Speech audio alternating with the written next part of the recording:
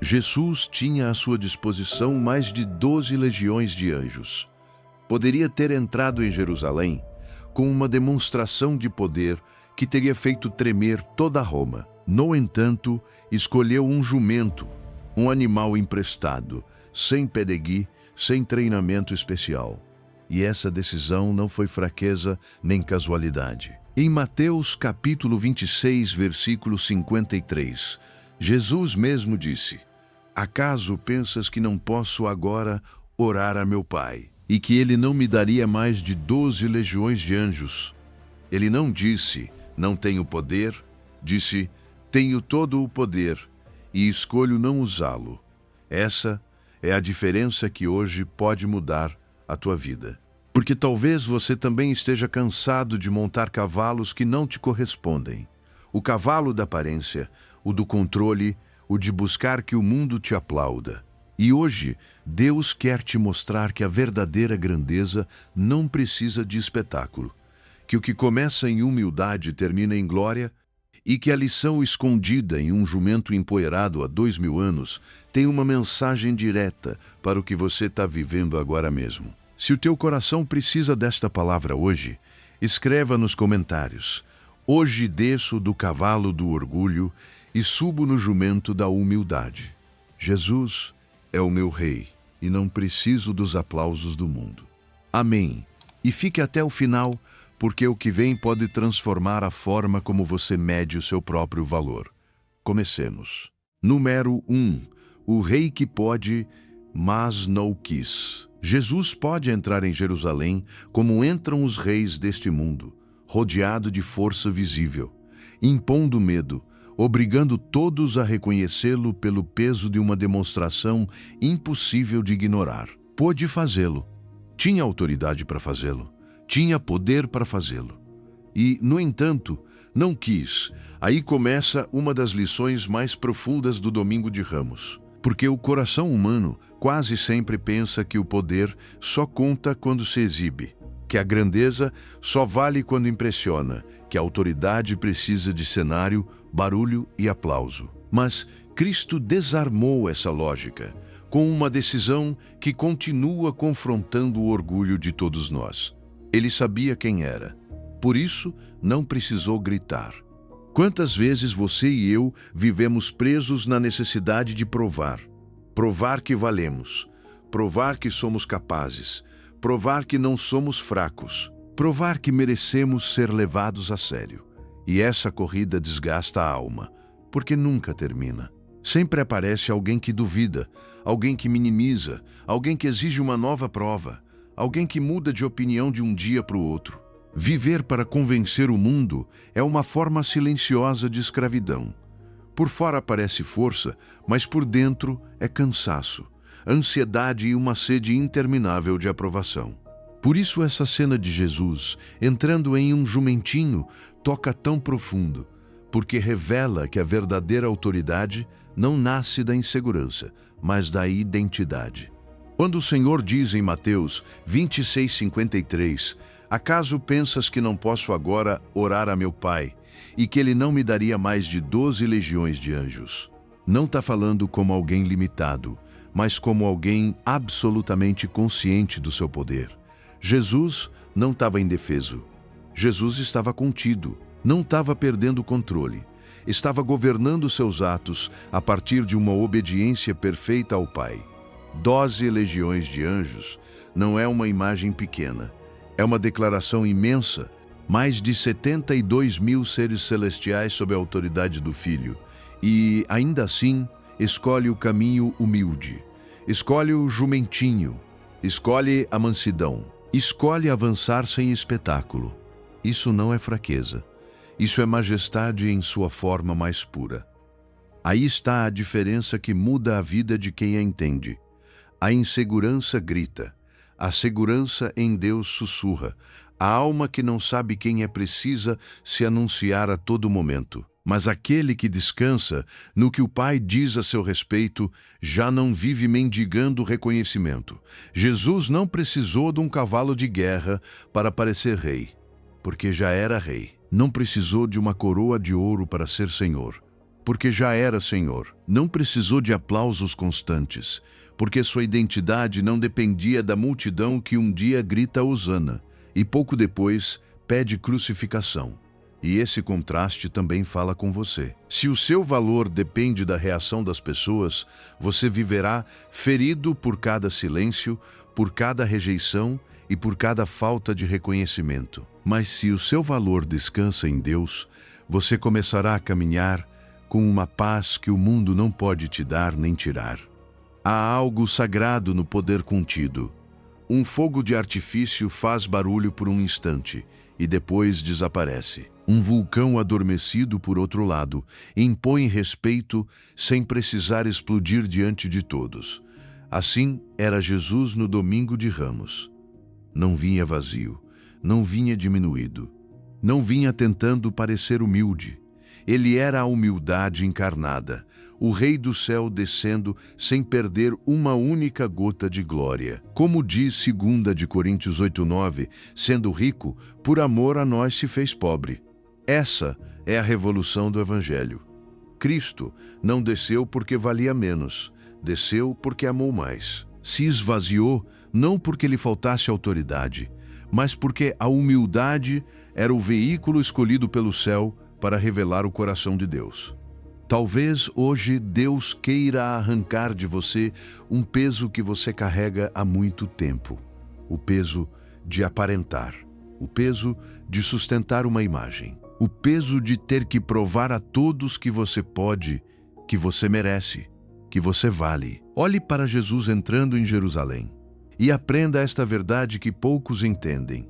Aquele que sabe quem é diante de Deus não precisa passar a vida se defendendo diante dos homens. Aquele que conhece sua identidade pode descer sem medo, servir sem aplausos, amar sem ser visto, obedecer sem reconhecimento e permanecer firme sem precisar se impor. Por isso, da próxima vez que você sentir essa urgência de provar quem é, pare por um momento, respire e diga ao Senhor em silêncio: Tu sabes quem eu sou, e isso me basta. Não gaste sua alma tentando convencer aqueles que só sabem medir pelas aparências. Não entregue sua paz no altar da opinião alheia. Seu chamado continua sendo real, mesmo que nem todos o celebrem. Seu valor continua sendo eterno, mesmo que ninguém o aplauda. Sua identidade está segura nas mãos de Deus. E o mais impactante é que Jesus não escolheu esse jumentinho por impulso.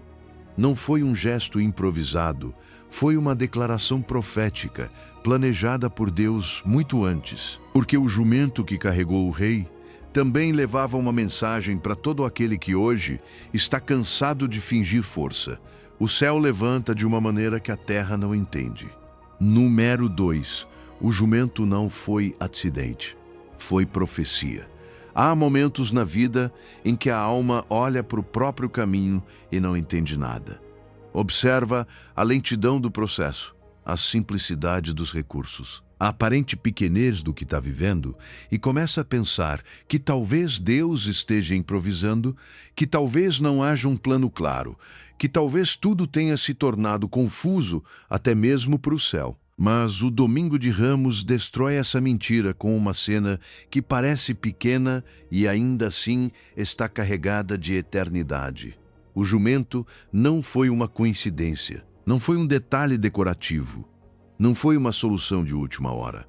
Foi profecia, foi aliança, foi propósito. Foi Deus anunciando com séculos de antecedência que a sua forma de reinar não se pareceria com a do mundo. Zacarias 9:9 já havia dito muito antes.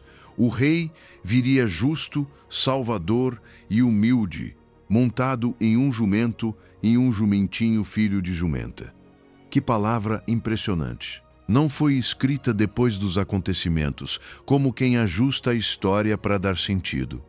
Foi pronunciada muito antes, antes da entrada em Jerusalém, antes do barulho da multidão, antes dos ramos, antes dos mantos, antes até mesmo de nascerem aqueles que veriam a cena com os próprios olhos. Deus selou essa promessa séculos antes. Isso significa que a humildade do Messias não foi improvisação, foi intenção eterna.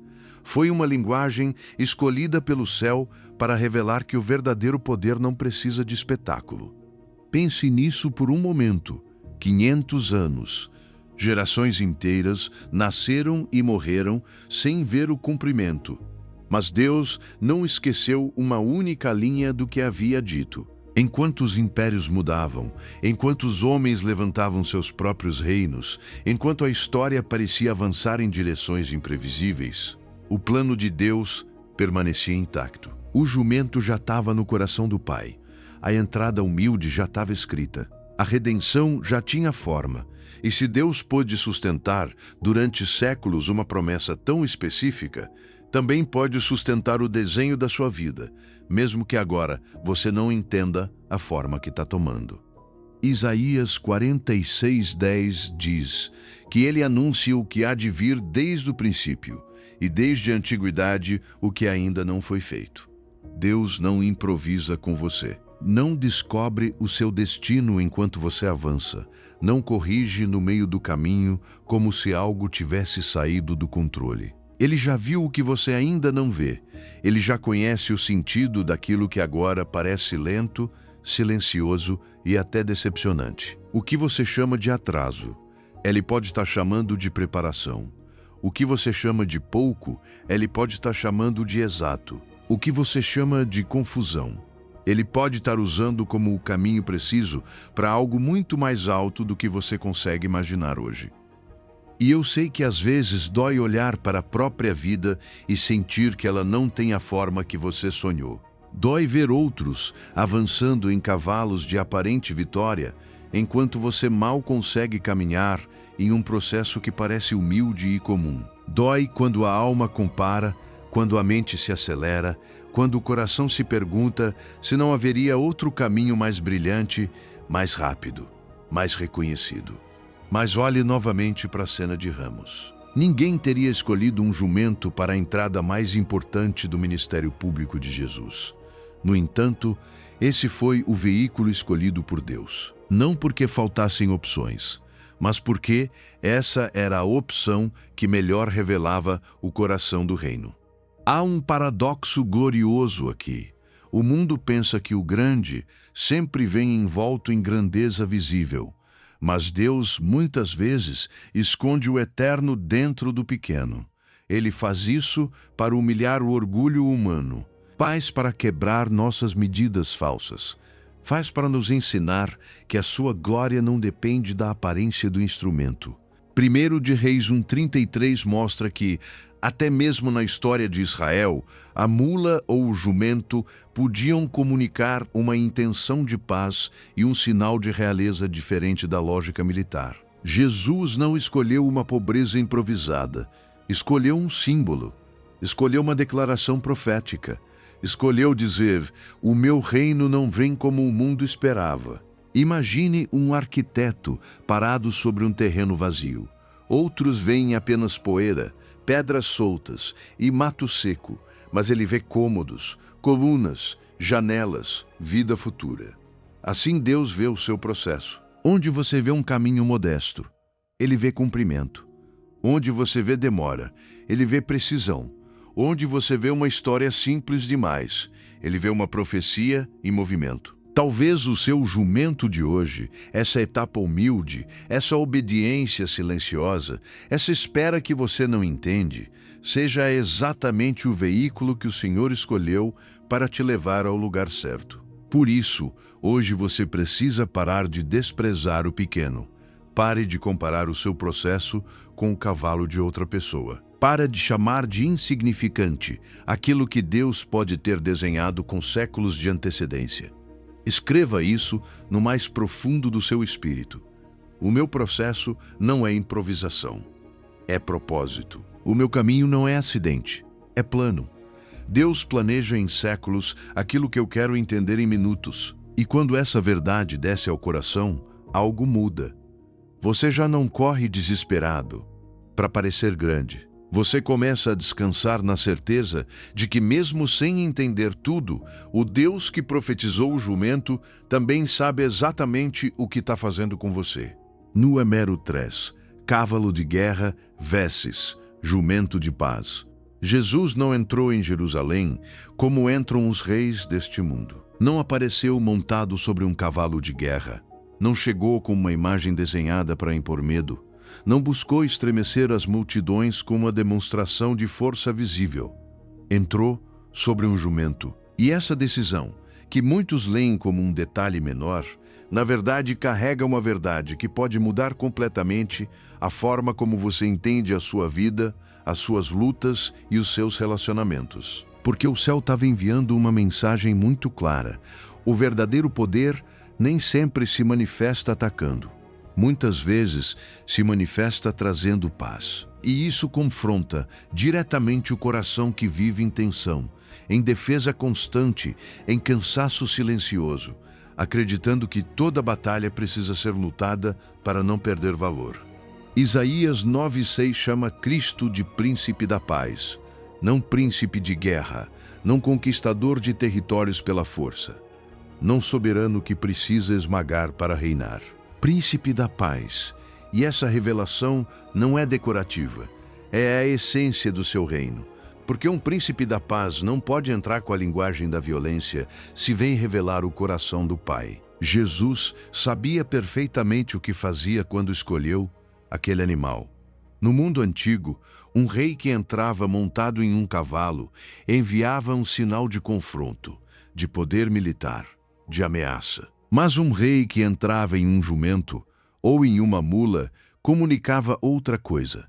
Venho em paz, venho com uma autoridade diferente, venho sem espada levantada. Por isso, 1 de Reis 1:33 mostra Salomão montando a mula do rei Davi em um contexto real e solene. Não era pobreza, era mensagem, era símbolo, era intenção. E aqui está a grande ideia que a alma precisa ouvir. Há batalhas que se vencem descendo do cavalo, não subindo nele. Há vitórias que chegam quando você para de reagir. Há portas espirituais que se abrem quando você escolhe a mansidão em vez do impulso. O mundo te ensinou a medir sua força por quanto você resiste, quanto você responde, quanto você luta. Mas o reino de Deus te ensina outra medida. Ensina que a força mais alta não é a que explode, mas a que se submete ao Espírito de Deus. Não é a do que grita mais alto, mas a do que pode ficar em silêncio sem se quebrar. Não é a do que sempre ataca primeiro, mas a do que consegue permanecer em paz quando tem razões humanas para levantar a espada. Talvez você também já esteja há muito tempo vivendo montado em um cavalo de guerra invisível. Não um literal, mas um interior. Batalhas em casa, batalhas no trabalho, batalhas com lembranças, batalhas com pessoas que já se foram, mas ainda ocupam espaço na sua mente. Batalhas consigo mesmo, batalhas com a necessidade de defender sua imagem, de ter razão, de não parecer fraco, de não baixar a guarda. E isso cansa, cansa muito. Porque a alma não foi criada para viver em modo de combate o tempo todo. O seu corpo pode até se acostumar com o estresse, mas o seu espírito se seca. O seu coração pode se endurecer, mas deixa de descansar. E Deus não te desenhou para uma guerra permanente. Ele te desenhou para caminhar debaixo da sua paz. Oséias 1:7 já havia anunciado quando o Senhor disse que salvaria, mas não com arco, nem com espada, nem com batalha, nem com cavalos, nem cavaleiros. Que palavra poderosa! A salvação de Deus não viria pelo método que impressiona a carne. Viria por um caminho que humilha o orgulho humano. Viria pela graça. Viria pela mansidão. Viria pelo rei que podia declarar guerra e ainda assim escolheu oferecer paz. Essa é a gloriosa paradoxo do Evangelho. O único que realmente tinha o direito de esmagar escolheu estender misericórdia. O único que podia destruir com uma palavra escolheu chorar por Jerusalém. O único que não precisava provar nada escolheu um jumento em vez de um cavalo. E exatamente por isso, venceu de uma maneira que nenhum império jamais conseguiu igualar. Imagine um general no meio do campo de batalha. Tudo está pronto. A poeira sobe. O metal ressoa. Os soldados esperam a ordem. Ele tem a espada levantada e todo o direito de avançar. Mas, em vez de gritar, ele a abaixa lentamente.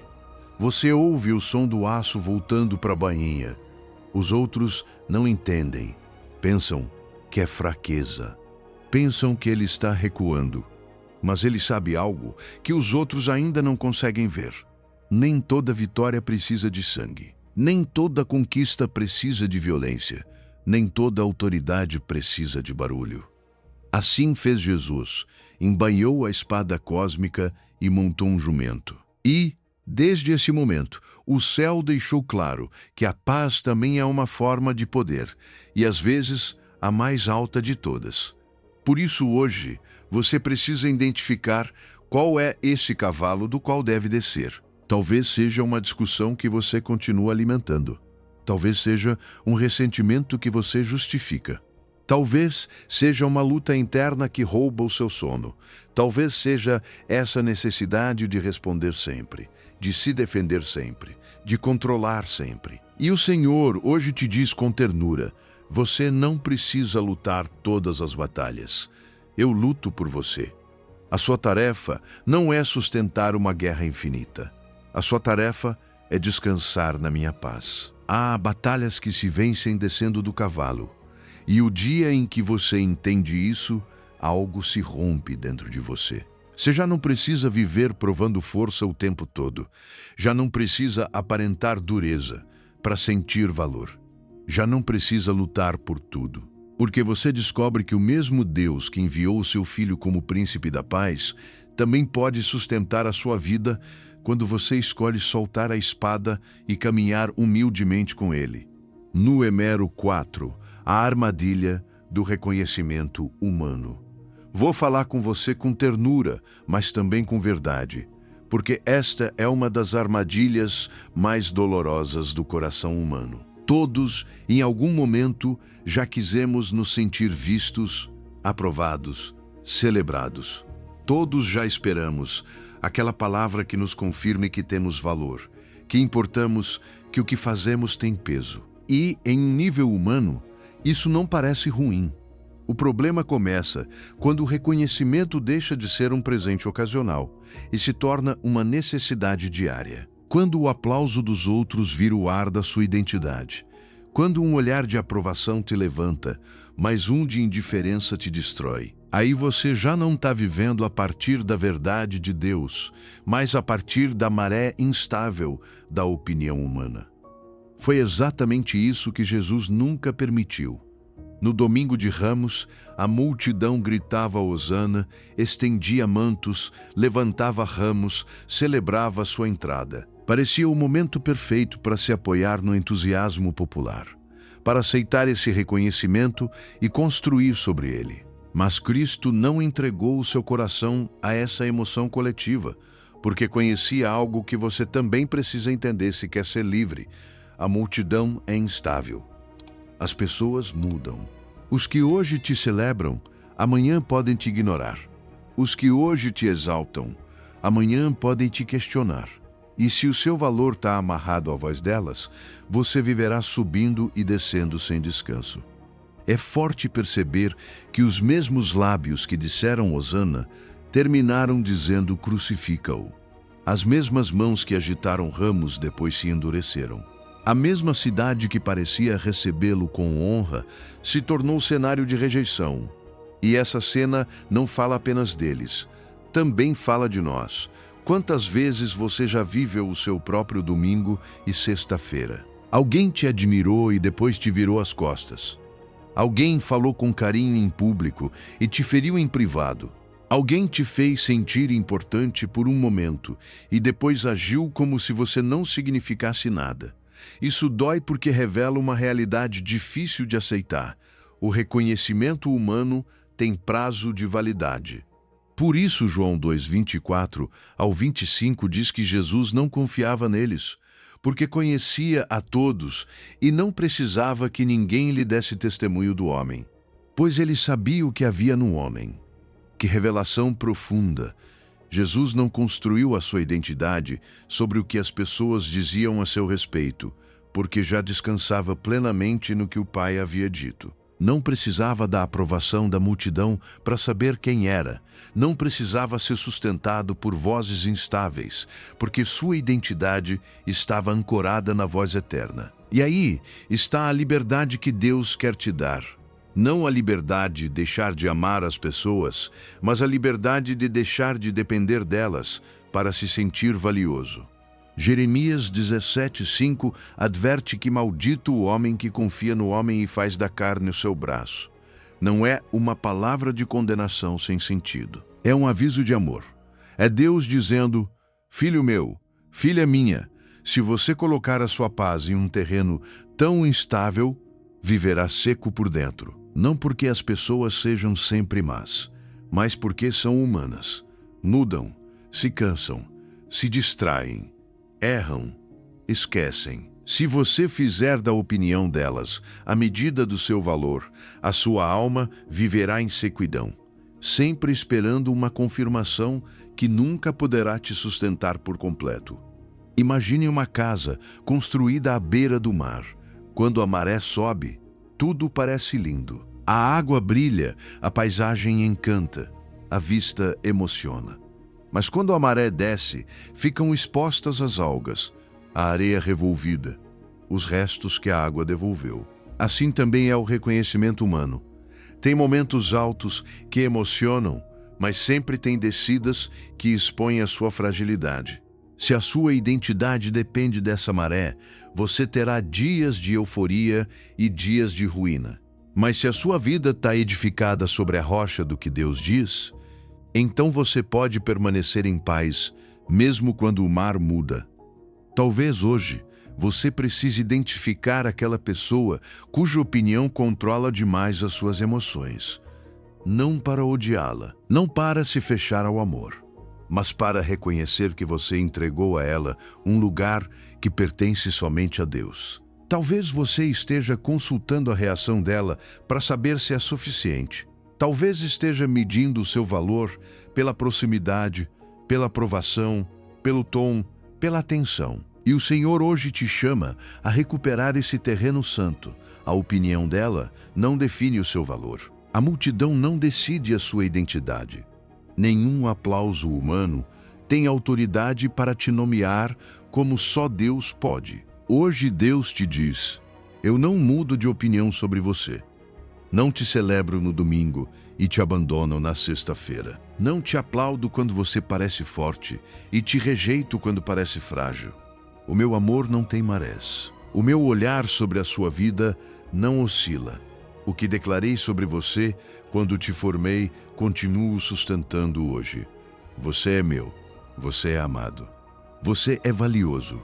E isso não depende de nenhuma multidão, de nenhum silêncio, de nenhuma rejeição, de nenhum aplauso. Quando essa verdade realmente entra na alma, algo começa a mudar. Você já não corre atrás do reconhecimento como quem corre atrás do oxigênio. Já não vive preso ao termômetro emocional dos outros. Começa a descansar em terreno firme. Começa a viver a partir da voz do Pai. E ali, finalmente, o coração deixa de mendigar aquilo que já recebeu em Deus desde sempre. No Hemero 5, kenosis, o esvaziamento sagrado. Há uma parte do coração humano que se apega com força a tudo aquilo que acredita lhe dar segurança. Apega-se à imagem, ao controle, aos resultados, às pessoas, aos planos, às respostas à necessidade de entender tudo antes de obedecer. E quando Deus começa a tocar essa área, a alma se inquieta, porque soltar nunca parece confortável. Soltar parece cair. Soltar parece ficar vulnerável. Soltar parece como se algo importante estivesse se quebrando. Mas a lição do Domingo de Ramos nos leva a uma verdade muito mais profunda do que uma entrada humilde sobre um jumento. Leva-nos ao próprio coração de Cristo. ao mistério sagrado daquele que não apenas desceu em aparência, mas se esvaziou voluntariamente, por amor. Filipenses 2, 6 ao 7 expressa isso com uma força que abala a alma. Sendo em forma de Deus, não considerou o ser igual a Deus como algo a que devia se apegar, mas esvaziou-se a si mesmo, assumindo a forma de servo. Que expressão santa!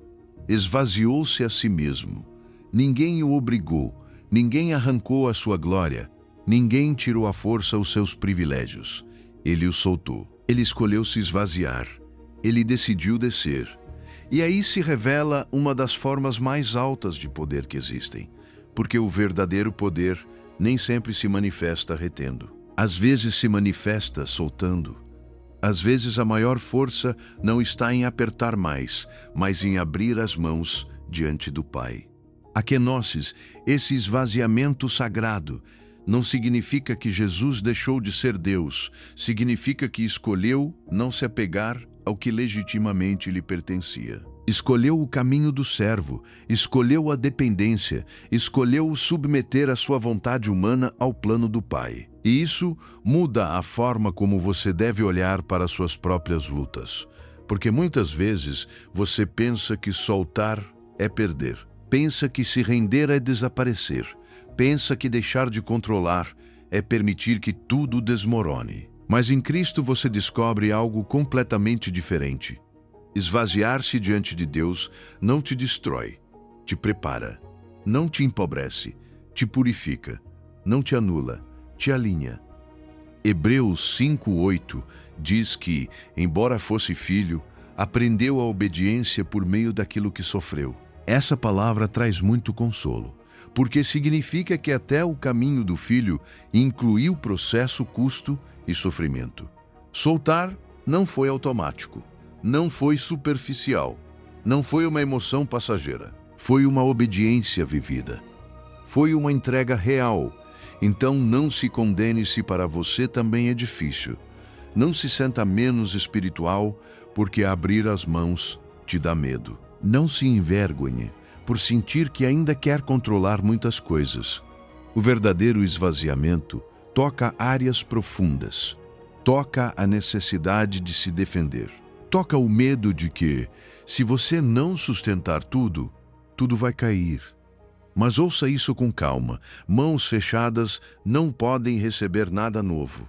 Enquanto você aperta aquilo que teme perder, também bloqueia aquilo que Deus quer te dar. Enquanto insiste em sustentar com ansiedade uma relação, um plano, uma imagem ou um resultado, não deixa espaço para que o Senhor encha a sua vida de uma forma diferente e mais pura. Por isso a kenosis não é uma perda vazia, é uma entrega que cria espaço santo. É o ato de dizer ao Pai: já não quero viver apertando o que me rouba a paz. Quero me esvaziar da minha necessidade de controlar para ser cheio da tua vontade. Imagine um vaso antigo, de barro, cheio de água parada. À primeira vista parece cheio, mas o que contém já não dá vida. A água está turva, pesada, inútil. Para que esse vaso receba água fresca, primeiro precisa ser esvaziado. E quando se esvazia, por um instante parece que ficou sem nada. Parece frágil, parece inútil, mas não está. Está sendo preparado. Então chegam as mãos do oleiro, limpas, pacientes, seguras e o enchem com água nova, água de fonte, água que realmente refresca. Assim Deus age com a alma rendida. O que Ele esvazia, não esvazia por crueldade. Esvazia para encher melhor. Talvez hoje o Senhor esteja te convidando a olhar com honestidade para aquilo que você ainda está segurando com força demais. Pode ser uma expectativa, pode ser a necessidade de ter razão, pode ser uma imagem de força que já te cansou, pode ser o medo de depender, pode ser uma ferida que você transformou em controle. E o Espírito Santo sussurra com ternura: solte, não para perder no vazio, mas para colocar onde as minhas mãos podem tocar. Não estou te pedindo para se destruir, estou te convidando a confiar. Hoje Deus te diz: filho meu, filha minha, não estou tirando algo de você para te deixar vazio. Estou te chamando a um esvaziamento sagrado para poder te encher com algo eterno. Abra as mãos, entregue o controle. Deixe-me tocar aquilo que você já não consegue curar segurando. Porque mãos fechadas não recebem, mas mãos abertas diante de mim recebem tudo o que verdadeiramente precisam. Número 6. Humildade não é fraqueza, é poder sob controle. E se eu te dissesse que grande parte do que o mundo te ensinou sobre humildade está ao contrário? Porque muitos cresceram acreditando que ser humilde é deixar que te apaguem, que passem por cima de você, que te calem por medo, que te reduzam até te fazer sentir pequeno. Mas a humildade bíblica não nasce da insegurança. Nasce da força rendida a Deus. Não nasce da falta de poder, mas do poder que já não precisa se provar aos gritos.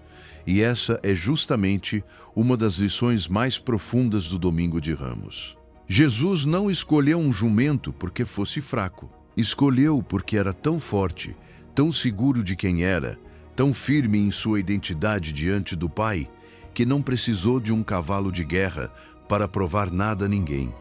Provérbios 16:32 diz algo que desmonta completamente a lógica humana. Melhor é o que tarda em se irar do que o forte, e o que domina o seu espírito do que o que conquista uma cidade. Pare por um momento nisso.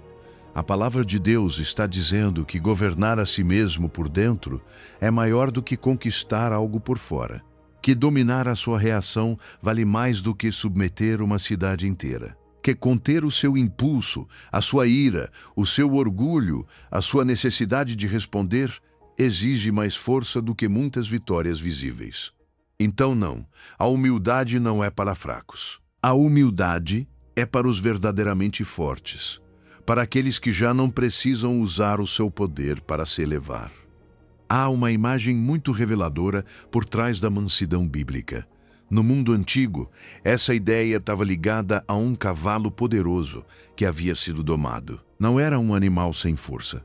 Pelo contrário, tinha toda a energia, toda a velocidade, toda a capacidade de avançar. Mas agora respondia à mão do seu cavaleiro. O seu poder não desapareceu. Foi colocado sob direção. Isso é humildade segundo Deus. Não é que você não tenha voz. É que já não a usa para ferir. Não é que você não tenha caráter. É que já não o usa para se impor. Não é que você não possa reagir. É que aprendeu a entregar essa reação ao Espírito Santo. Por isso, Números 12:3 é tão impactante quando diz que Moisés era muito manso, mais do que todos os homens sobre a terra. E pense em quem era Moisés. O homem que confrontou Faraó, aquele que estendeu a vara sobre o mar, aquele que subiu ao monte e falou com Deus, aquele que guiou uma nação inteira no meio do deserto. A Escritura não o chama de fraco, chama-o de manso. Isso significa que mansidão e poder não se contradizem, se completam. O homem mais útil para Deus não foi o mais agressivo, mas o mais rendido. Eu entendo que essa verdade choque com feridas profundas, porque muitos foram feridos e por isso sentem que, se baixarem a guarda, serão destruídos. Viram a humildade ser confundida com passividade, com silêncio covarde, com anulação pessoal. Mas Jesus, diante de Pilatos, não foi um homem esmagado. Foi o Rei do Universo demonstrando domínio próprio absoluto.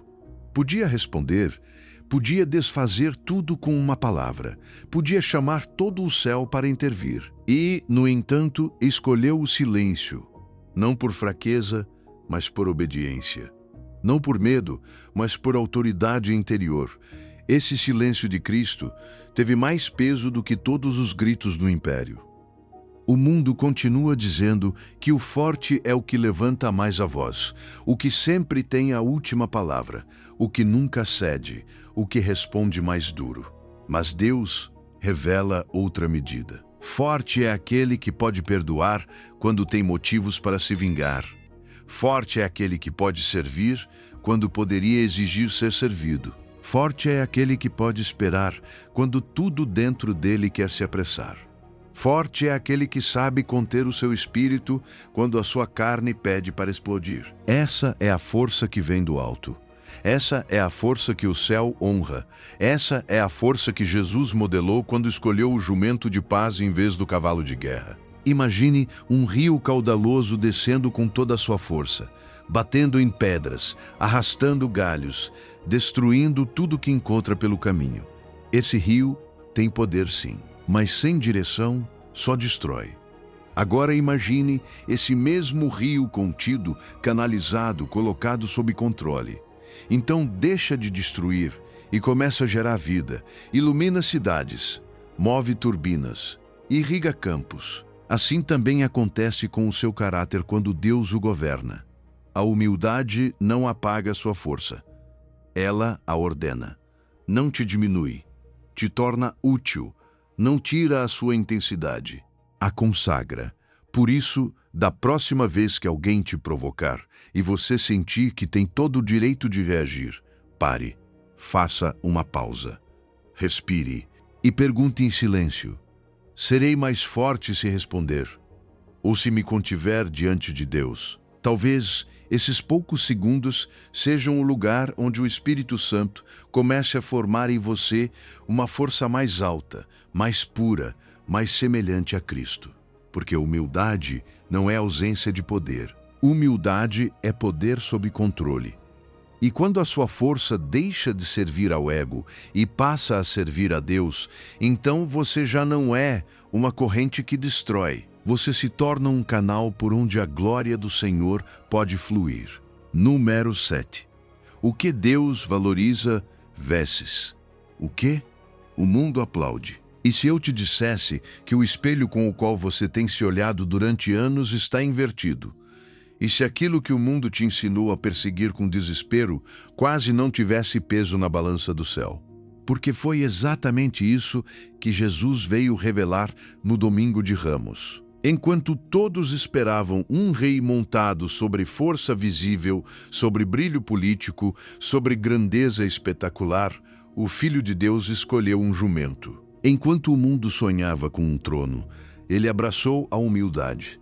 Enquanto a terra aplaude o que faz barulho, o céu honra o que se rende. E talvez essa seja a razão pela qual você tem se sentido tão confuso, tão insuficiente, tão atrasado, não porque esteja realmente fracassando, mas porque tem se medido com a régua errada. Muitos vivem exaustos por um padrão que nunca veio de Deus. Você olha para um lado e alguém tem mais dinheiro, olha para o outro e alguém alcançou reconhecimento antes. Vê outros exibindo sucesso, influência, posição, e uma voz silenciosa começa a te acusar por dentro. Você deveria ter mais, deveria ter chegado mais longe, deveria parecer melhor, deveria impressionar mais. Mas essa voz não tem o tom do Pai. Essa voz nasce do sistema do mundo. Um sistema que transforma a vida em competição e o valor em aparência. E a alma não foi criada para respirar nesse ambiente. O coração se seca quando tenta viver sob medidas que não foram feitas para a eternidade. 1 de Samuel 16:7 nos entrega uma verdade que deveria reorganizar a vida inteira. O Senhor não vê como vê o homem. O homem olha para a aparência, mas o Senhor olha para o coração. Aí está a diferença radical entre a balança do mundo e a de Deus. O homem observa altura, presença, currículo, impacto visível, capacidade de impressionar. Mas Deus vai além. Ele vê a fidelidade quando ninguém está olhando, vê a pureza de intenção, vê a dor carregada com integridade, vê a pequena obediência que ninguém aplaude, vê o amor que continua servindo em silêncio. E isso muda tudo, porque significa que você pode se sentir ignorado pelo sistema humano e ainda assim estar sendo profundamente visto pelo céu. Pense em Davi. Todos consideravam outro mais lógico, mais alto, mais forte, mais evidente. Mas o escolhido foi o pastor esquecido, o filho que nem sequer foi chamado no início, o jovem que estava longe da cena principal. Aquilo que o mundo não escolheria, Deus escolheu. Por quê? porque o sistema de avaliação de Deus não depende da aparência. E isso também se vê em Jesus. Nasceu em uma manjedoura, não em um palácio. Chamou pescadores, não senadores. Entrou em Jerusalém sobre um jumento, não sobre um cavalo real. Tudo nele confrontava o espelho invertido deste mundo.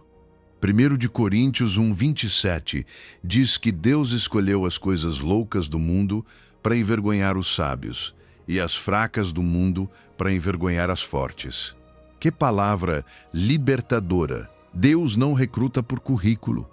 Não se impressiona com os troféus que a terra exibe. Ele escolhe pelo coração, pela disponibilidade, pela humildade, pela fidelidade. Isso significa que muitas vezes aquilo que você considera fracasso, o céu considera distinção. Essa fase silenciosa, esse serviço sem reconhecimento, essa obediência que ninguém entende, essa batalha interior que você continua travando de joelhos, tudo isso tem um peso que o mundo não sabe medir. Imagine duas balanças. Em um lado, há uma enorme, brilhante adornada, onde todos colocam seus feitos: dinheiro, títulos, fama, seguidores, aparência, velocidade, influência. E quando o prato desce, o mundo aplaude. Mas em outro canto, quase escondida, há uma balança simples, de madeira antiga, sem luzes, sem fila, sem espetáculo. E ali, Deus pesa outras coisas. A oração da madrugada, a compaixão que não foi vista, o perdão que você liberou em silêncio, a humildade que você escolheu quando podia se exibir, a verdade que você disse mesmo quando custou, o amor que você semeou sem garantias. E essa balança simples pesa muito, só que quase ninguém olha para ela. Por isso, hoje, você precisa parar de se chamar de fracasso por não se encaixar em uma medida que Deus nunca te pediu. Pare de comparar o seu capítulo pequeno com o aparente clímax de outra pessoa. Pare de entregar a sua paz à tirania da comparação. O Pai não te mede pelo que o mundo exibe. Ele te mede pelo que o seu coração escolhe quando ninguém está vendo. E ali, nesse lugar secreto, talvez você seja muito mais rico do que imagina. Hoje Deus te diz: eu vi tudo o que o mundo ignorou. Vi cada vez que você serviu sem aplausos. Vi cada oração que ninguém ouviu. Vi cada ato de amor que não foi recompensado. Vi cada vez que você se calou por obediência e não por covardia. Vi a sua pequena fidelidade, o seu esforço oculto, o seu coração cansado, que ainda assim não deixou de me buscar. Você não é um fracasso. Você é o meu tesouro escondido. Aquilo que o mundo não pesa, eu peso em dobro. E quando você finalmente muda de balança, muda também a forma como se vê. Você já não vive envergonhado por não parecer grande. Começa a descansar na paz de saber que, diante de Deus, o invisível também brilha. Número 8. Os mantos no caminho. Há uma solidão que não se parece com o silêncio de um quarto vazio. Não se parece com a falta de pessoas ao redor, nem com um telefone que não toca, nem com uma mesa onde falta uma cadeira. É uma solidão mais profunda, mais íntima, mais difícil de explicar. É a solidão de caminhar um processo que ninguém entende. Você sabe que Deus está fazendo algo em você. Você sente, percebe no profundo. Sabe que não está caminhando por capricho, que não está ficando parado por medo, que não está abrindo mão de certas coisas por fraqueza, mas por obediência. Mas quando você conta, não conseguem ver. Quando explica, recebe olhares de confusão. Quando busca apoio, recebe opiniões baseadas na lógica humana, não na fé. E então você continua avançando, com o coração apertado, carregando um peso que ninguém mais consegue nomear. Foi exatamente isso que aconteceu na entrada de Jesus em Jerusalém. A multidão colocou mantos no caminho, estenderam ramos, ergueram suas vozes, honraram o Mestre. Mas, embora por fora parecesse uma cena de compreensão e celebração, por dentro muitos não entendiam realmente quem ele era, nem o que vinha fazer. Esperavam um libertador político. Esperavam um líder que derrubasse Roma. Esperavam um rei que se encaixasse no molde humano de poder. Não entenderam que Cristo vinha libertar algo muito mais profundo do que uma cidade ocupada. Vinha libertar a alma, vinha confrontar o pecado, vinha oferecer paz com Deus. E ainda assim, mesmo que a multidão não compreendesse totalmente, Jesus não parou para corrigir cada expectativa equivocada. Continuou caminhando, porque a sua missão não dependia da compreensão dos outros. Que palavra necessária há aqui para você? Porque também existem pessoas que te veem a partir do que esperam de você, e não do que Deus está formando em você. Alguns vão te celebrar enquanto o seu processo encaixar nas ideias deles. Outros vão te criticar quando a sua obediência contrariar as expectativas deles. Alguns vão te aplaudir se você fizer o que imaginam. Outros vão se afastar quando você começar a caminhar por um caminho que eles não podem controlar nem explicar. Mas isso não significa que você está errado. Muitas vezes, significa que o seu caminho já não está sendo guiado pela necessidade de aprovação, mas pela voz do Senhor. E isso dói, mas também santifica. Isaías 55:8-9 diz com uma clareza que traz descanso à alma cansada. Os pensamentos de Deus não são os nossos pensamentos, nem os seus caminhos são os nossos caminhos. Assim como os céus são mais altos do que a terra, assim são mais altos os seus caminhos. Isso significa que nem tudo o que Deus faz pode ser entendido por quem olha apenas a partir de baixo. Há processos que só se discernem pela fé. Há decisões que só fazem sentido quando o céu as ilumina. E talvez a incompreensão ao seu redor não seja um sinal de que você está no caminho errado. Talvez seja um sinal de que você está caminhando em uma direção que não pode ser explicada apenas com lógica humana. Os mantos no caminho representavam honra, sim, mas uma honra misturada com expectativas equivocadas. As pessoas honravam o Jesus que elas queriam, não necessariamente o Jesus que realmente estava diante delas. E isso também acontece com você. Às vezes, as pessoas te amam pela versão de você que lhes é útil, te apoiam enquanto você não muda demais, te entendem enquanto você não obedece algo que as confronte. Mas o seu chamado não nasceu da opinião dos outros, nasceu no coração de Deus. O seu caminho mais profundo não está sujeito à compreensão das pessoas, está sujeito à fidelidade do Senhor. Abacuque 2:3 diz que, ainda que a visão demore por um tempo, ela se apressa para o fim e não falhará. Ainda que demore, espere por ela.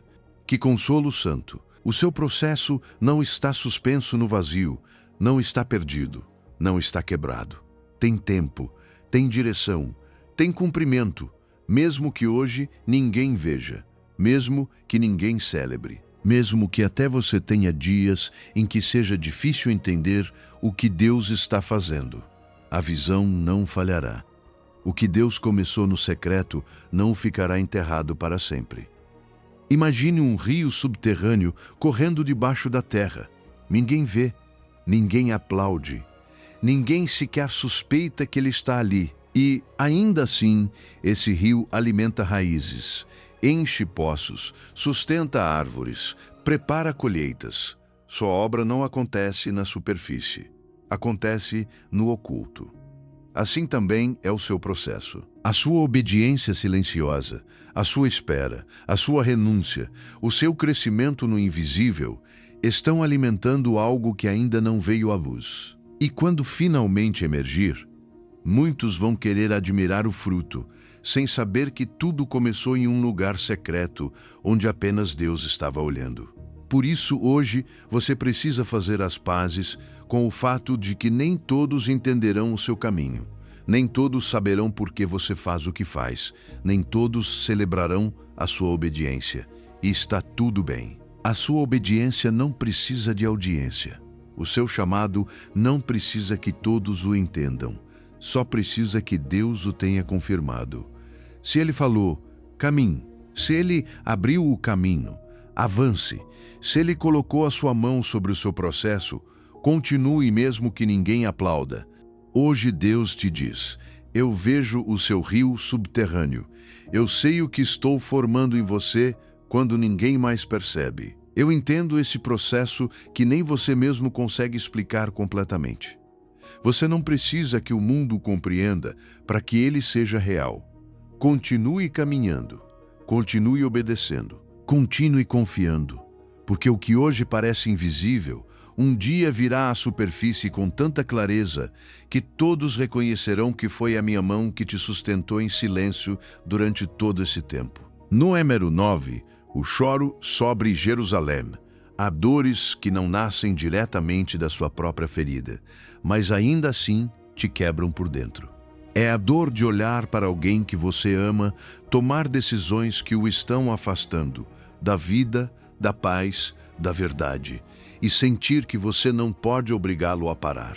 É a dor de ter palavras no coração, advertências na alma, orações nos lábios, mas ver que o outro continua caminhando para um lugar escuro, como se não ouvisse nada. É a dor de amar profundamente e descobrir que o amor nem sempre tem o poder de controlar o rumo de outra pessoa. E esse tipo de dor deixa o coração cansado, sensível, frágil. Porque há lágrimas que não são derramadas por si mesmo, mas por aqueles que você não quer perder.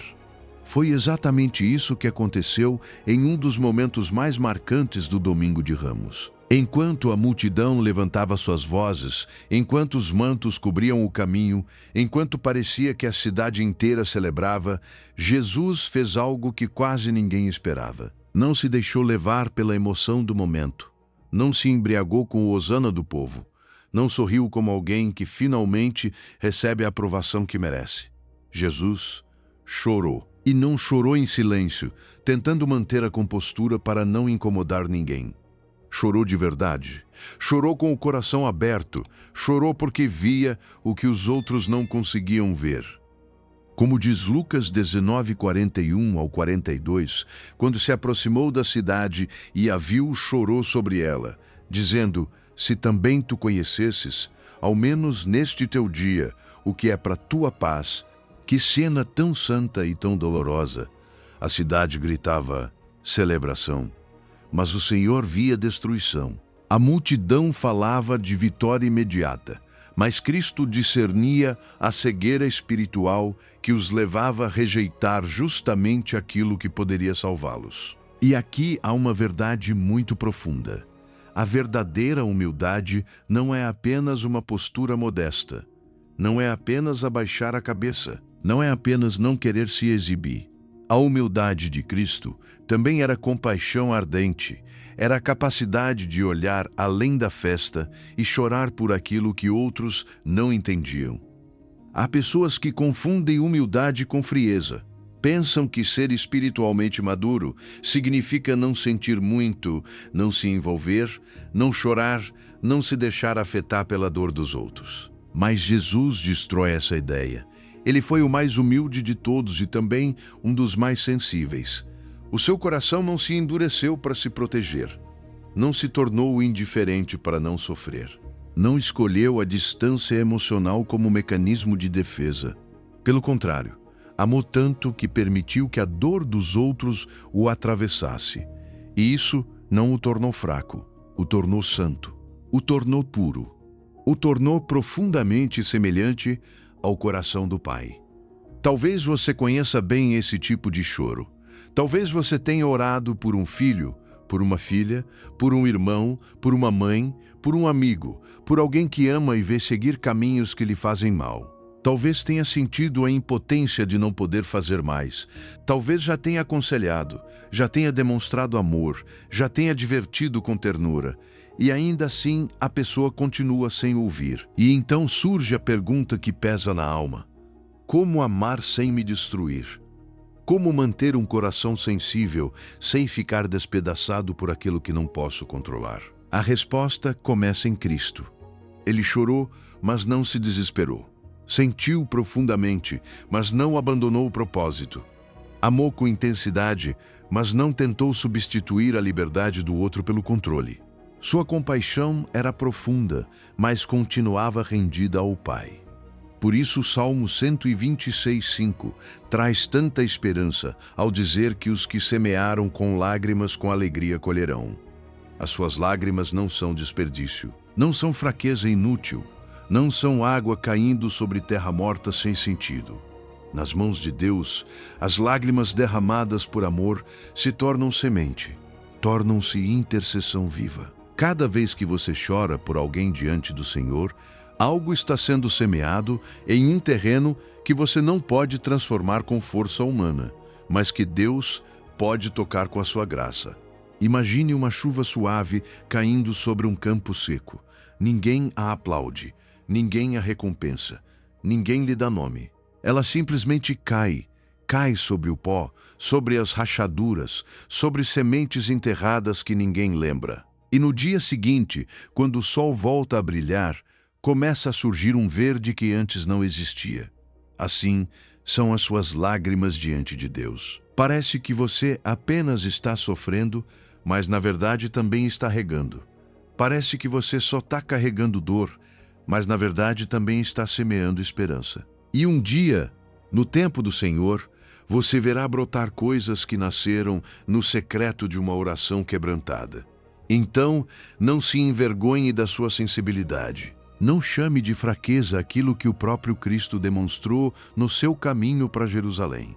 O seu coração sensível não é um defeito, é um sinal de que você ainda sabe amar. Hoje Deus te diz: eu vi cada lágrima que você derramou por aqueles que ama.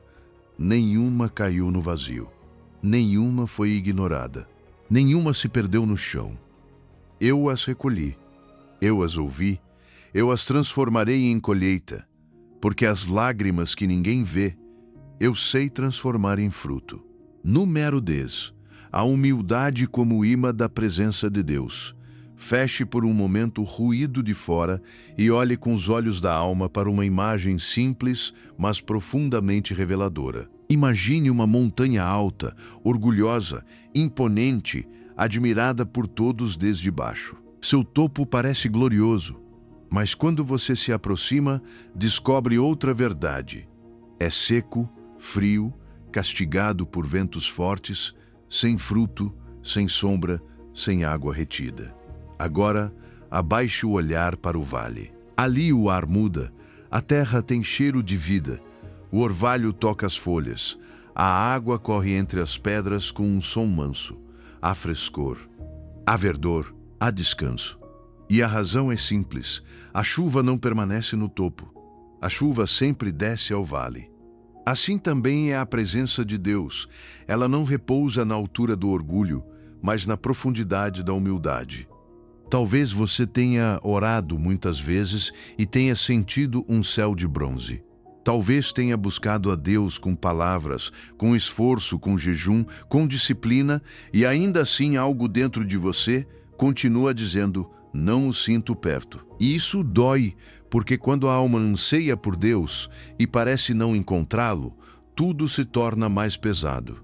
Mas talvez hoje o Senhor queira te mostrar que o problema nem sempre é a distância dele, mas o lugar de onde você o está buscando. Porque muitos querem encontrar Deus no topo de suas forças, na altura de suas conquistas, na imagem de autossuficiência que construíram para não se sentirem frágeis. E Deus, uma e outra vez, responde o mesmo: eu habito em outro lugar.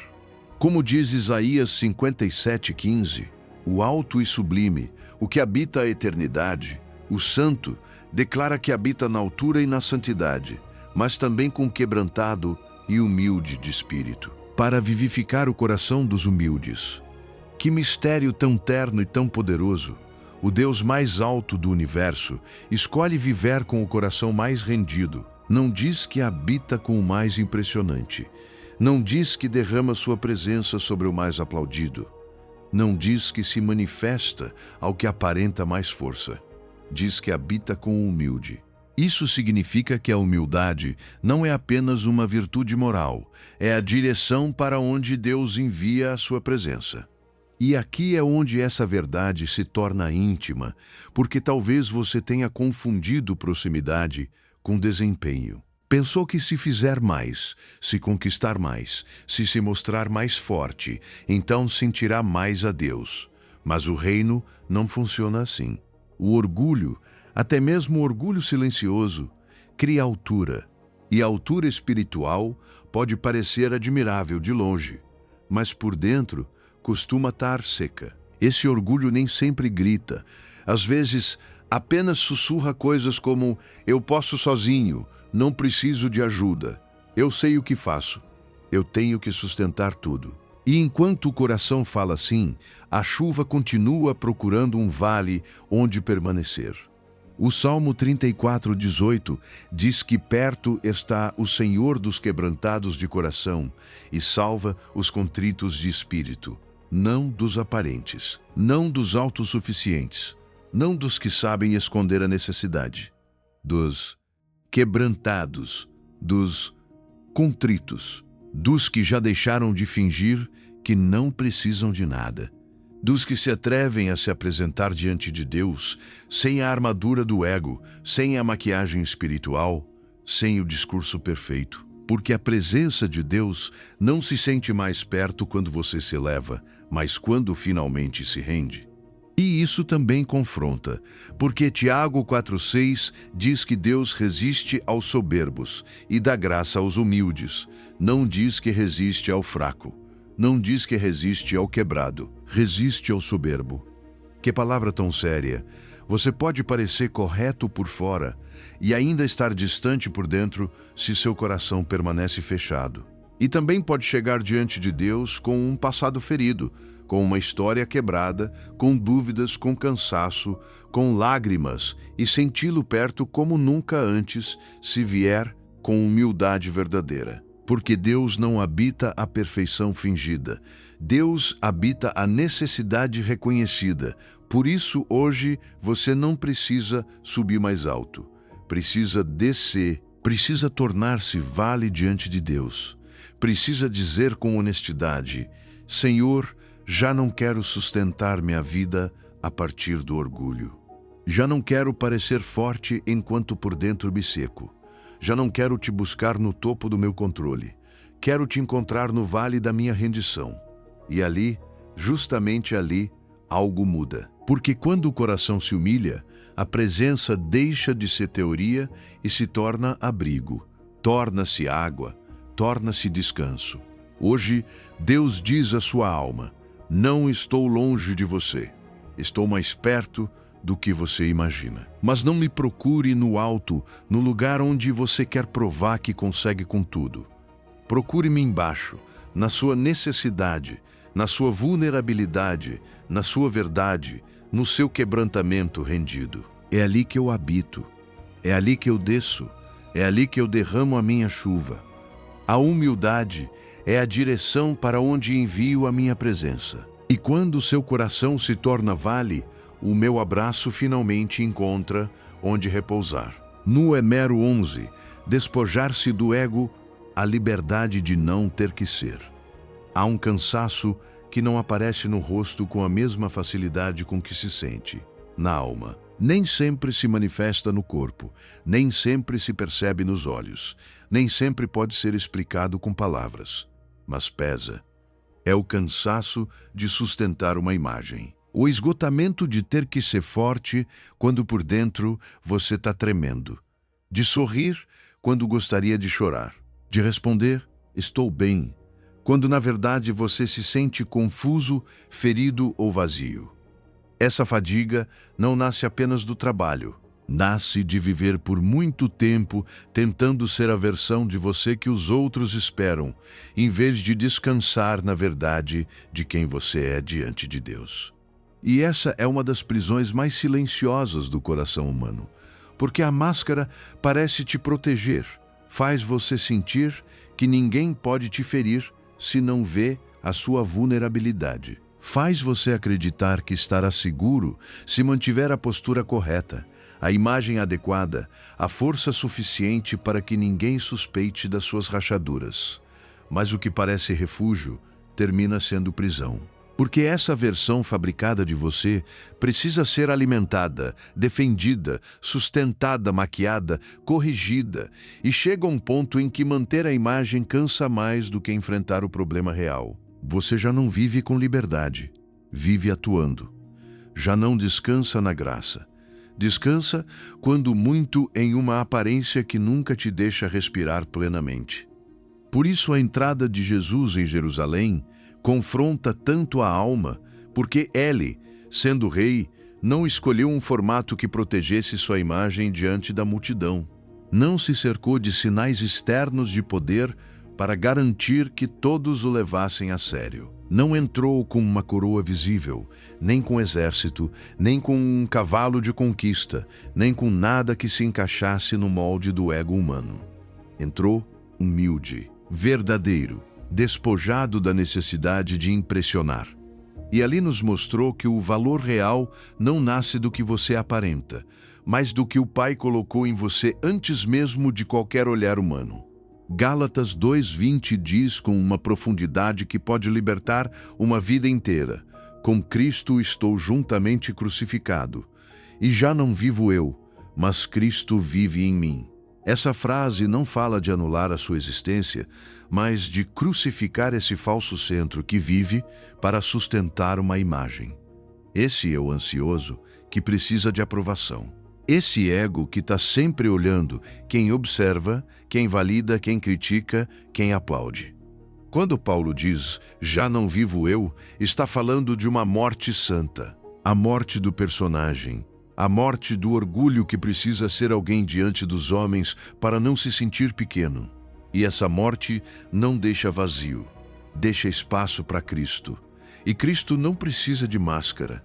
Paulo descobriu que quando deixou de viver para impressionar, começou a viver de verdade. Quando deixou de defender uma identidade fabricada, tornou-se útil para o reino. Quando deixou de tentar ser suficiente por suas próprias forças, a graça começou a fluir com mais liberdade. Assim também acontece com você. A morte do ego não é o fim da sua vida. É o começo da sua vida verdadeira.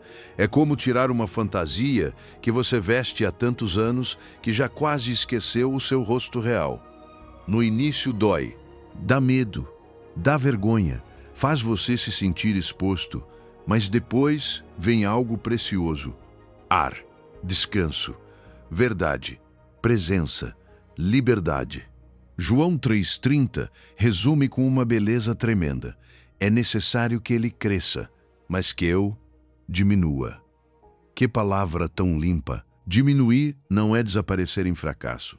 Diminuir é deixar de ocupar com o seu ego o espaço que pertence a Deus. Diminuir é soltar a necessidade de parecer invulnerável. Diminuir é deixar de construir sua identidade com base na opinião dos outros. E quando isso acontece, algo muda por dentro. Você já não precisa sustentar uma versão exagerada de si mesmo. Já não precisa ser o forte o tempo todo. Já não precisa carregar uma armadura que já cumpriu sua função. Imagine um guerreiro que continua caminhando com toda a armadura depois que a batalha terminou.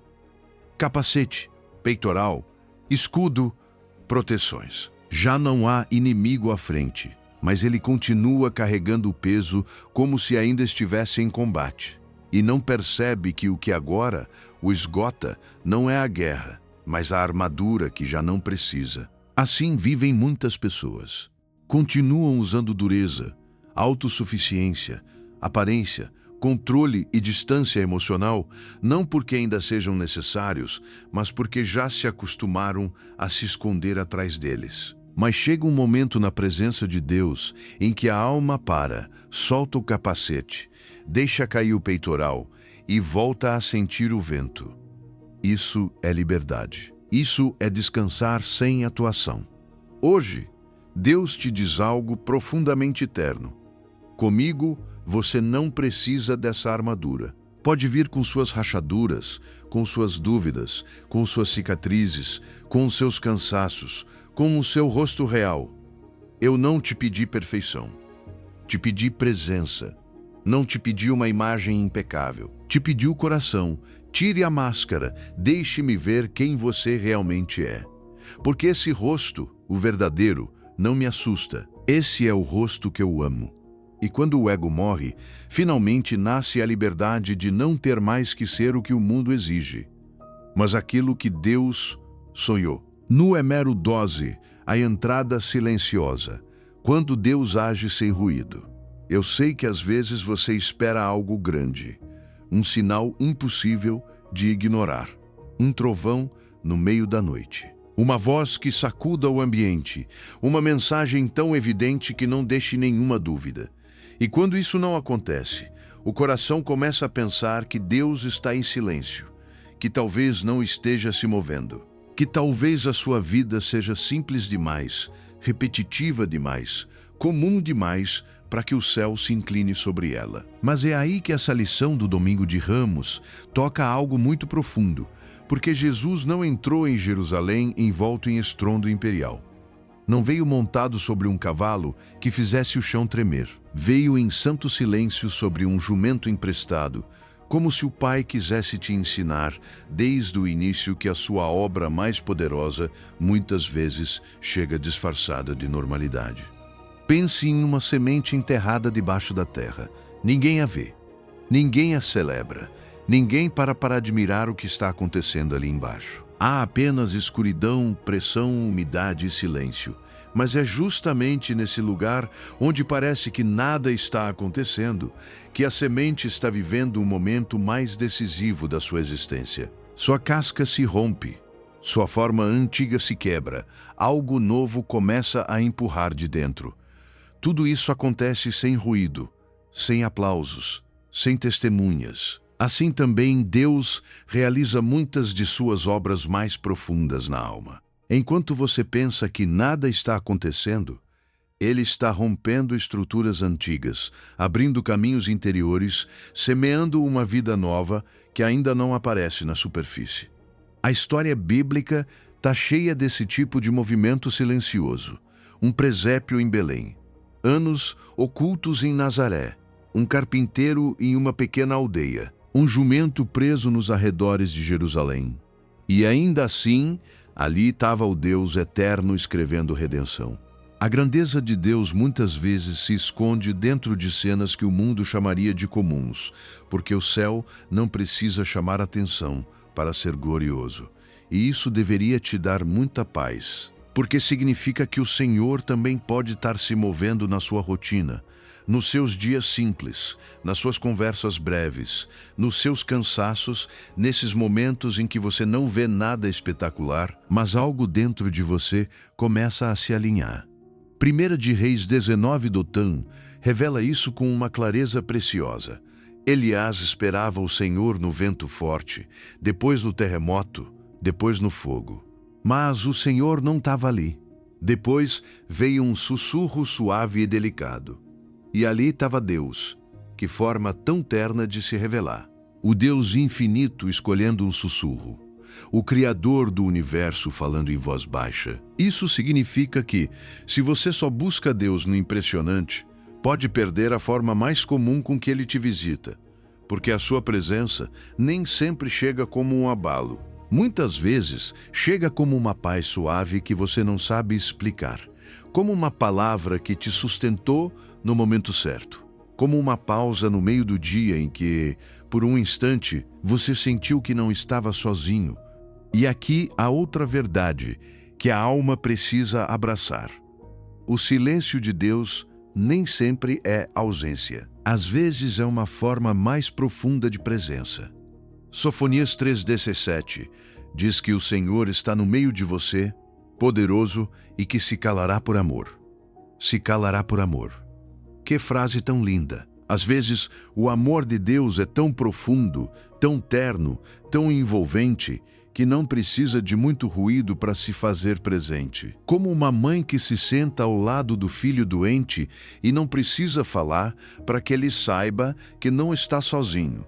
Assim também o Senhor, muitas vezes, está com você em silêncio, não porque te ignora, mas porque está te abraçando de um lugar mais profundo do que as palavras. Por isso, você precisa aprender a observar os seus dias de outra forma. Não apenas perguntar onde esteve o problema ou a frustração, mas também perguntar onde esteve a paz. Em que momento você sentiu um alívio? Em que instante chegou uma palavra gentil que te sustentou? Em que parte do dia a alma se aquietou sem motivo aparente? Talvez tenha sido no café da manhã, talvez em uma conversa simples, talvez em um entardecer que apareceu sem aviso, talvez em um momento de silêncio em que nada aconteceu externamente, mas algo dentro de você se ajustou. Ali estava Deus. Hoje o Senhor te diz: eu não estive ausente dos seus dias comuns. Eu estive no meio deles, no silêncio da sua manhã, na pausa da sua tarde, no suspiro da sua noite. Não preciso de trovões para falar com você. O meu sussurro continua sendo mais poderoso do que o barulho do mundo. Apenas pare. Apenas diminua o ritmo. Apenas abra os olhos do coração. Porque eu não me escondo. Eu apenas espero que você se aquiete o suficiente para perceber que também na entrada silenciosa, no pequeno e no cotidiano, a minha glória continua passando diante de você. Número 13. As 3 coisas que Deus realmente pede. Há crentes que amam a Deus, sinceramente, mas vivem cansados por dentro, porque sentem que nunca fazem o suficiente. Oram, mas acreditam que deveriam orar mais. Servem, mas pensam que ainda não é o bastante. Tentam obedecer, mas sempre sentem uma dívida espiritual, que não termina de ser paga. E essa sensação, embora pareça humildade, muitas vezes não vem do coração do Pai. Porque Deus não se aproxima de você como um Senhor impossível de agradar. Ele se aproxima como um Pai santo que, em meio a toda a confusão humana, fala com ternura aquilo que realmente espera. Ele não te entrega uma lista interminável. Não lança 1000 exigências impossíveis. Ele fala com clareza, fala com simplicidade, fala como quem quer tirar peso, não acrescentar. Isso é exatamente o que acontece em Miqueias 6:8, quando a palavra diz: ó homem, ele te declarou o que é bom e o que pede o Senhor de ti, somente praticar a justiça, amar a misericórdia e andar humildemente com teu Deus. Que palavra tão libertadora é essa? Somente, como se o Senhor estivesse olhando para o teu coração cansado e dissesse: para de complicar tudo. Para de correr tentando me impressionar. Para de pensar que eu quero te esgotar com exigências sem fim. Somente 3 coisas. Praticar a justiça, amar a misericórdia e te humilhar diante de mim. Ele não te pede perfeição impecável. Ele te pede direção correta. Não te pede espetáculo espiritual. Te pede coração. Praticar a justiça significa viver com retidão diante dos outros. Significa não distorcer a verdade para sair favorecido. Significa não construir a tua paz sobre a injustiça de outro. Significa ser íntegro quando ninguém está olhando. Honesto quando mentir seria mais fácil. Limpo nas tuas decisões cotidianas. Amar a misericórdia vai ainda mais fundo, porque não se trata apenas de praticar compaixão de vez em quando, mas de amá-la, de inclinar o coração ao perdão, de se alegrar no bem, de preferir a graça em vez da dureza, de não viver buscando vingança, mas redenção, e te humilhar diante do teu Deus significa lembrar a ordem santa de toda a existência. Ele é Deus. Você não. Ele sustenta. Você depende. Ele sabe. Você confia. Essa humildade não te diminui. Te coloca no lugar onde a graça pode repousar.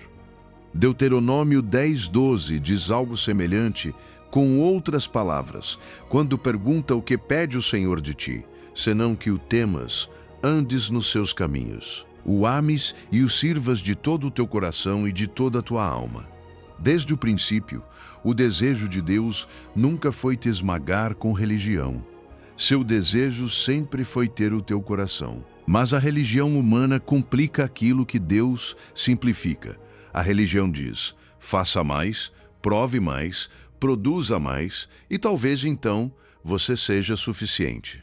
Deus diz: seja justo, ame a misericórdia, humilhe-se diante de mim. Ponto. E essa simplicidade nos incomoda porque o orgulho humano desconfia do que é simples. O ego pensa que algo tão profundo deveria parecer mais complicado. Mas no reino, a porta de entrada não é a complexidade, é a rendição. Imagine uma porta antiga, de madeira pesada, com 3 fechaduras. Você já colocou 2 chaves. A justiça está no lugar, a misericórdia também. Mas a porta ainda não abre. Falta a terceira, a menor, a menos chamativa, aquela que muitos subestimam, a humildade. E quando ela finalmente entra e gira suavemente, a porta se abre. Atrás a luz, a paz, a presença, a descanso. Assim vivem muitos crentes. Tentam fazer o que é certo. Até têm bons gestos com os outros. Mas a porta permanece fechada porque falta essa última chave. Um coração verdadeiramente rendido diante de Deus. Por isso, se hoje você sente que nunca é suficiente o que faz, escute isto com toda a sua alma. Esse peso não vem do Pai. Deus não é um supervisor frio contando suas falhas e seus acertos. Ele é um Pai que diz: quero caminhar com você. Quero que seja justo com os outros. Quero que ame a misericórdia. Quero que não esqueça quem eu sou e quem você é.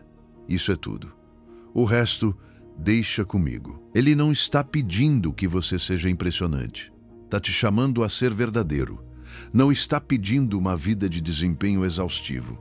Está te convidando para uma vida de comunhão. Talvez hoje a resposta não precise ser gigante. Pode ser tão concreta quanto dizer a verdade onde você vinha evitando. Perdoar uma pequena ofensa. Pedir perdão sem se justificar. Ajoelhar-se e reconhecer que precisa de ajuda.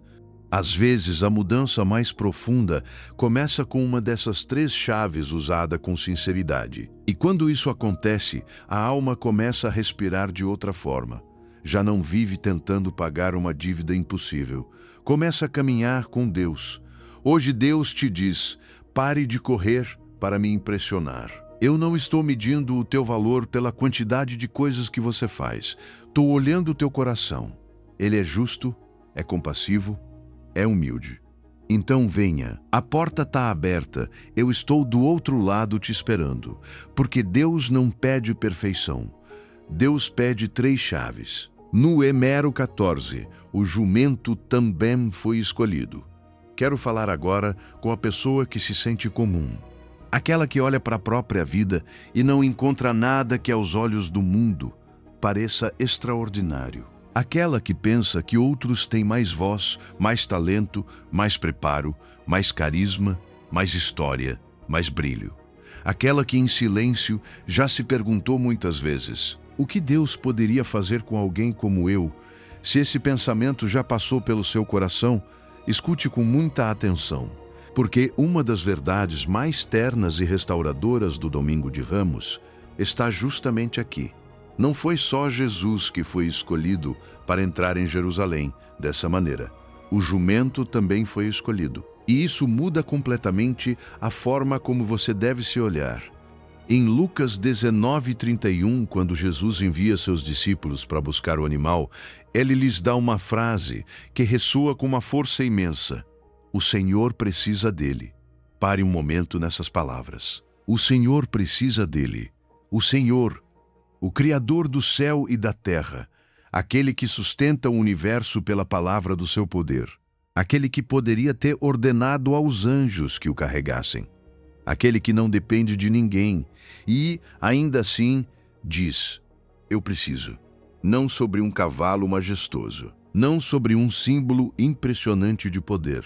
Ele diz isso sobre um jumento amarrado em uma aldeia, um animal simples, comum, invisível para quase todos, mas visível para Jesus, escolhido por Jesus, necessário para Jesus.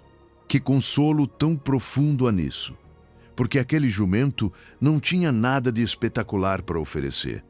Não fez milagres, não falou, não chamou atenção por si mesmo, Não tinha uma aparência que provocasse admiração. Sua grandeza não estava no seu brilho, mas no fato de que, um dia, o Senhor colocou os olhos sobre ele e disse: Esse me serve. Esse eu quero para este momento. E talvez isso seja exatamente o que você precisa ouvir hoje. O seu valor não começa no quão impressionante você é. O seu valor começa no olhar daquele que te escolheu. O que te dá dignidade não é o aplauso do mundo. É o fato de que o Rei do Universo fixou os olhos em você e disse: Eu quero você, do jeito que você é, com o que você tem, no lugar onde você está. Aquele animal não precisou entender toda a magnitude do momento para ser útil. Não precisou saber que estava carregando o Messias prometido. Não precisou compreender a dimensão profética daquela entrada. Ele só precisou caminhar, um passo de cada vez, por um caminho empoeirado, sob o peso santo de uma glória que com certeza não podia medir. E aqui há outra palavra para o seu coração. Muitas vezes você quer entender tudo antes de obedecer, quer saber o impacto antes de dar o passo, quer ver a obra terminada antes de oferecer sua disponibilidade. Mas o jumento de ramos te ensina outra coisa. Você não precisa entender toda a magnitude do que Deus fará com você. Você precisa estar disponível. Sua obediência simples já tem valor. Seu sim silencioso já tem peso. Sua disposição humilde pode carregar mais glória do que você imagina agora. 1 Coríntios 1, 28 ao 29 diz que Deus escolheu as coisas vis do mundo e as desprezadas, e as que não são, para aniquilar as que são, a fim de que ninguém se glorie na sua presença. Esse é o estilo de Deus. Ele escolhe de uma maneira que desmonta o orgulho humano.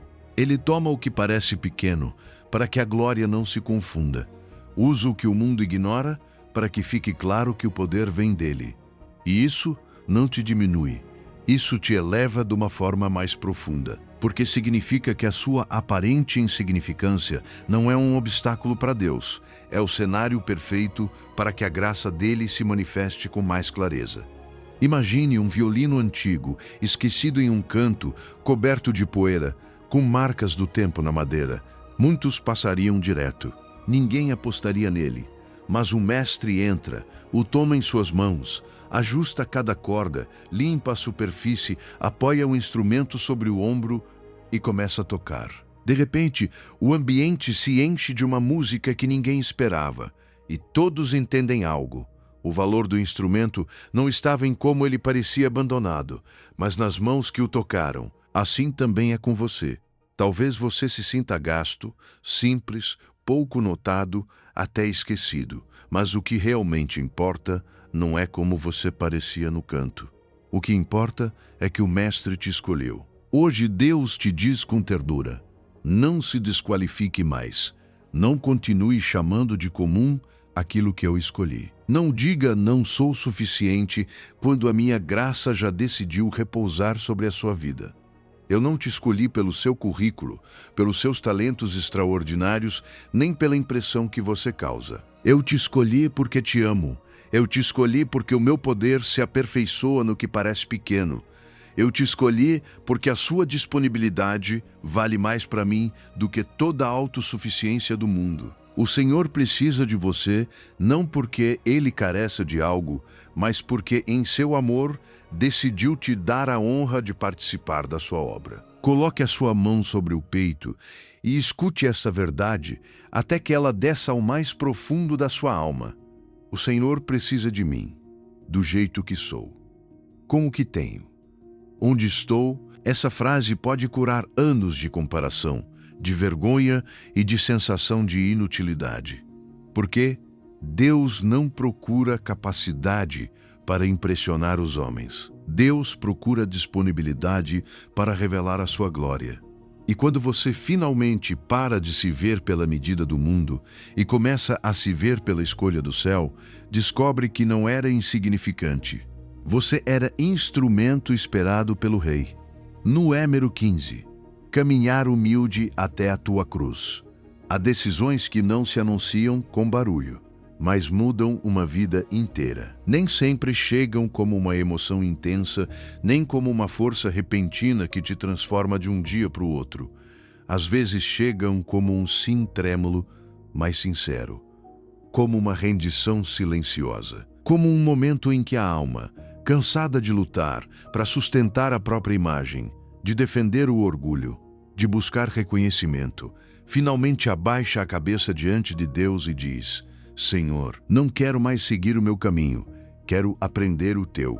E é exatamente isso que está em jogo no final desta lição do Domingo de Ramos. Não se trata apenas de admirar a humildade de Jesus. Trata-se de decidir se você também está disposto a caminhar humildemente com o seu Deus, mesmo que esse caminho, no início, pareça descida. Filipenses 2, 9 ao 11 revela algo glorioso. Depois da humilhação, veio a exaltação. Depois da descida, veio a glória. Depois do jumento, depois da rejeição, depois da cruz, o Pai exaltou o Filho soberanamente e lhe deu um nome que está acima de todo nome. Isso já aconteceu. Essa parte da história está selada para sempre. A humildade de Cristo não terminou em perda. Terminou em exaltação eterna. O caminho que parecia descer foi o mesmo que o levou mais alto do que qualquer trono da terra. E isso não é apenas uma verdade sobre Jesus, é também uma promessa para todo aquele que decide seguir os seus passos. 1 de Pedro 5,6 diz: Humilhai-vos debaixo da poderosa mão de Deus, para que Ele vos exalte a seu tempo. Não diz que talvez o fará. Não diz que quem sabe se lembrará. Diz que o fará. A promessa já foi dada. A sua parte não é fabricar a própria exaltação. A sua parte é se humilhar. A parte de Deus é te levantar no tempo dele. E aí está uma das dores mais profundas da alma humana, porque nós queremos o fruto sem o processo, a coroa sem a cruz, a honra sem a rendição, a subida sem a descida. Mas o reino de Deus não funciona por atalhos, funciona por transformação. E sejamos honestos, ainda custa. Ainda há dias em que escolher a humildade parece perder espaço. Ainda há momentos em que ficar em silêncio quando você poderia se defender parece injusto. Ainda há ocasiões em que servir em silêncio dói, em que perdoar custa, em que descer do cavalo do orgulho parece absurdo, porque o mundo inteiro grita que você deve se impor, não ceder, não se deixar, não se mostrar vulnerável. Esse é o entretempo da fé. O lugar onde a promessa já foi dita, mas ainda não se manifestou por completo. E se às vezes você se cansa ali, isso não significa que a sua fé é falsa. Significa que você está em uma batalha real. Deus não te pede que amanhã você acorde sendo perfeitamente humilde em cada reação, em cada conversa e em cada ferida. Ele não espera uma execução impecável. Ele espera uma decisão sincera. A humildade não é um ato isolado. É uma escolha diária. A cada manhã surgem diante de você dois caminhos: o cavalo do orgulho e o jumento da humildade. Um parece mais impressionante. O outro parece mais lento. Um alimenta a aparência. O outro forma o coração. Um promete controle.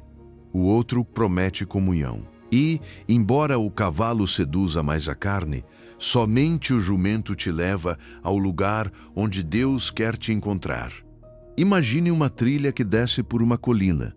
Há barro, há pedras soltas, há um trecho desconfortável onde parece que você está retrocedendo. De cima, outros olham e pensam que você está indo para baixo, que está se perdendo, que está se diminuindo demais. Mas no final da descida, no lugar que ninguém consegue ver da superfície, há uma escada escondida na rocha. Só a encontram aqueles que aceitaram descer. Só a pisam os que tiveram coragem de se humilhar, os que ficaram lá em cima protegendo a própria imagem. Nunca a descobriram. Assim também fez Jesus. Desceu até a morte e o Pai o exaltou acima de tudo. A sua humildade também é essa descida santa, onde Deus esconde a escada para algo mais alto. Talvez hoje você não precise resolver toda a sua vida. Talvez precise de uma única decisão concreta: perdoar sem buscar reconhecimento, pedir perdão sem se justificar, servir em silêncio nesta semana, soltar uma máscara, dizer a verdade onde você vinha sustentando uma imagem, ajoelhar-se esta noite e orar com simplicidade. Senhor, ensina-me a descer para que tu me levantes. Essa oração pode parecer pequena, mas no reino de Deus decisões pequenas abrem portas eternas. E aqui está a esperança que sustenta tudo. Você não vai caminhar por esse caminho apenas com a sua própria força. A humildade verdadeira não se sustenta somente por disciplina humana. Ela se sustenta pela graça do Espírito Santo. Ele vai te lembrar quem você é quando o orgulho quiser reagir. Ele vai te dar paz quando o ego quiser se defender.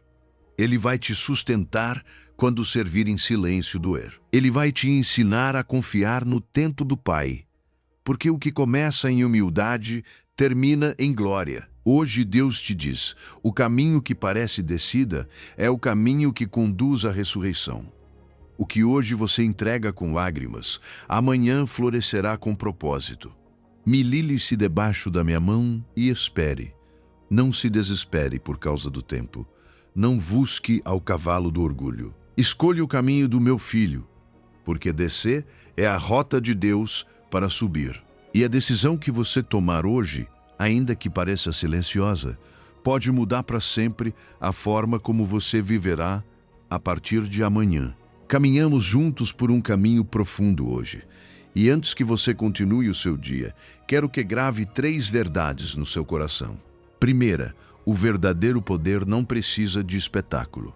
Jesus era rei sobre um jumento e mudou a eternidade. Segunda, a humildade não é a sua fraqueza, é a direção exata onde Deus envia a sua presença. Terceira, o que começa em humildade termina em ressurreição. Descer é a única rota que Deus usa para subir. Agora quero que você faça algo simples, mas poderoso. Esta noite, antes de dormir, coloque a mão sobre o peito, feche os olhos e diga em voz alta: Senhor, hoje eu desço do cavalo. Ensina-me a caminhar humildemente contigo. E todas as manhãs desta semana, antes de sair de casa, repita esta verdade: descer é a rota de Deus para subir. Um dia de cada vez, um passo de cada vez. Se você chegou até este momento, é porque a sua alma tem fome demais. E Deus tem muito mais para te dar. Compartilhe esta mensagem com alguém que hoje precisa descer do cavalo do orgulho.